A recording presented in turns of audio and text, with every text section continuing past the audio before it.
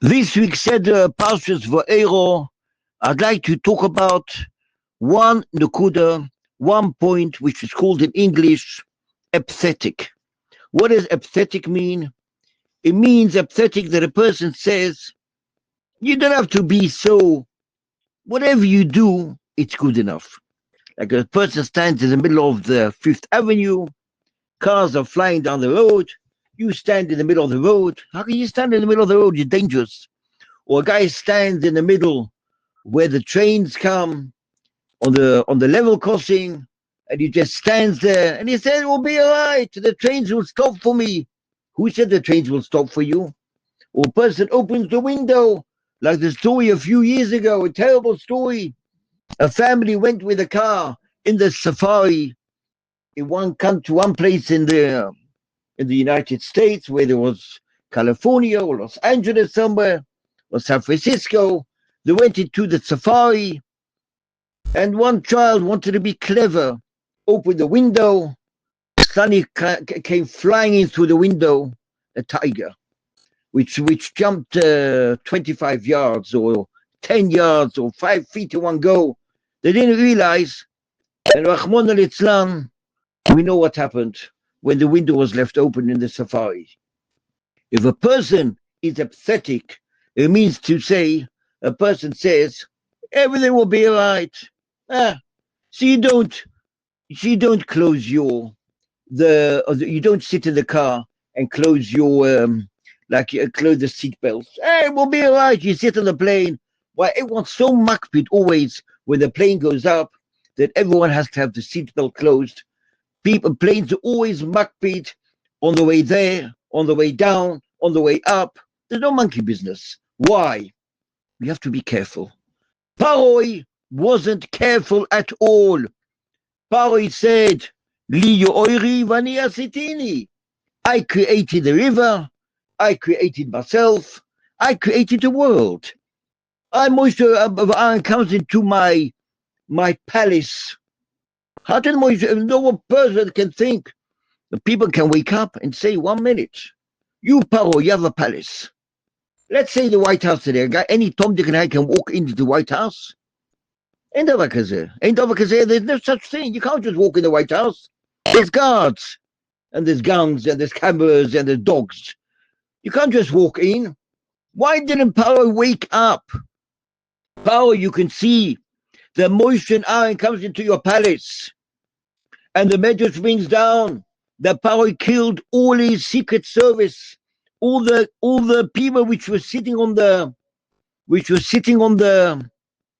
by the gates guarding. He saw everyone sitting on the gates guarding, and he thought, 1 minute, how did these guys get in there? On each gate of mine, I got 400 gates. By each gate, it's got animals and tigers and lions and dogs and everything out of Kishuf. That's why no one ever ran away from Mitzrayim. Because if someone ran away from Mitzrayim, and one gate was, let's say, cats, and he went out of the gate, which was a pussycat there, so all the cats in the whole of Mitzrayim started meowing. So everyone knew that someone's trying to run away, and no one could ever run away from Mitzrayim, even without guards. It was all made of Kishuf. Mitzrayim was full of Kishuf. So why didn't Paro wake up? Why didn't Paro wake up? You can see that you have problems in your country, that the dam, that the water, the whole country, some becomes dumb, becomes blood, sfadea, frogs, and the frogs beat and they screamed and they shouted for 7 days. 7 days they were screaming their heads off and shouting their heads off. The Zohar brings down that the worst makkah was sfadea. Why don't you wake up? Oroiv, the whole safari, walking around in Mitzrayim. The Yid, no, they don't touch a Jew boy. They don't touch him. No, he's a Yiddish kind. You doesn't touch the Yid. Yeah, but the Goy, yeah, he'll eat him up. And they'll bite him. And they'll swallow him, the snakes and the kangaroos and the wolves and the whole safari is walking around Mitzrayim. Wake up! Why don't you wake up, Paroi? A normal person wakes up.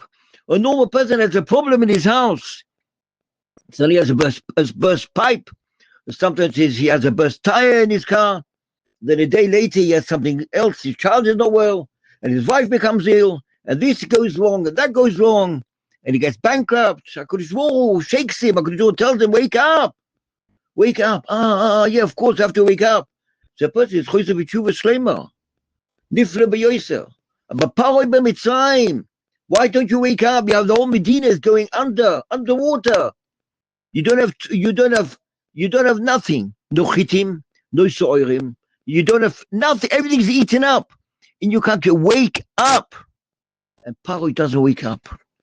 V'yodu Mitzrayim ki ani Hashem. The whole Makkos of Mitzrayim was to tell Paroi, I'm in charge of the whole nation. I'm in charge of everything. I'm in charge of the dam, of the tzfadeya, and the kinim, and the animals, and the snakes, and the air, deve, shchin, borod. I'm in charge of everything. Wake up. A normal person would wake up. He'll see he has problems at home. He wakes up. Someone doesn't wake up. He's a achmonas, a nebuch, a big nebuch if someone doesn't wake up. That's one of the points which we see in our Parsha, Parshat Voairo. Don't be apathetic. Don't say, it will be all right. What are you worried about? You don't have to close you don't have to close the seatbelts. You don't have to do this. You do it, yes, everything's all right. What are you worried about? When normal people wake up, that's one of the points we see in Parshat Voairo, that a person should be apathetic, person should wake up, and wake himself up as Hashem, and see the world is not hefker. Yishvor tries to teach us and tell us things, what's going on. That's what Rashi brings down in the beginning of the parasha. Rashi brings down on one of the nekudos, the whole reason why HaKadosh Baruch Hu brought problems. Rashi brings down HaKadosh Baruch Hu maybe punishments on the goyim in order kidei sheyishmu Yisrael v'yiru. Shenema hikati goyim neshamu pinoisom omati achtiri oisi tikru musa. Look at me and take musa for me. Have a look at Rashi in the beginning of a Parshat Voairo, Parshat Zayin, Pasuk Gimel brings down in the actions gave Paroi. That's what we see in this week's Seder, Parshat Voairo.